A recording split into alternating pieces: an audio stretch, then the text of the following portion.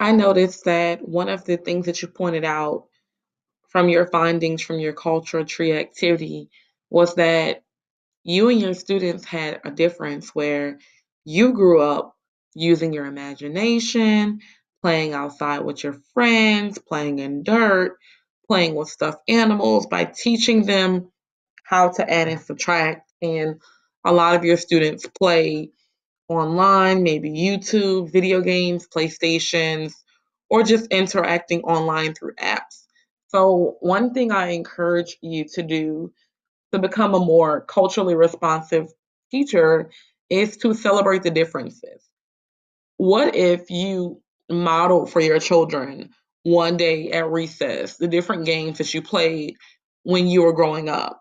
I know that some games that we played while we were growing up were things like Little Sally Walker, little hand clapping games, running, playing tag, playing in dirt.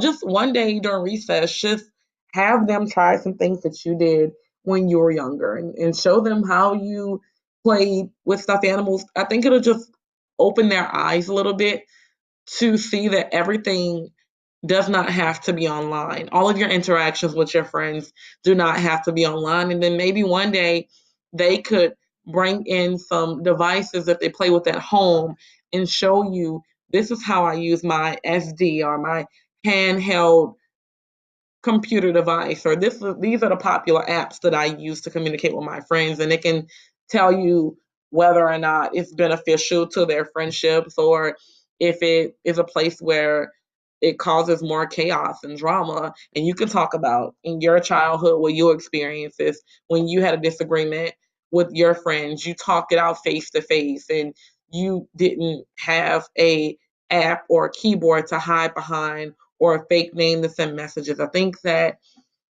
celebrating your differences and just sharing different things with each other will be a experience and an eye opener for both of you.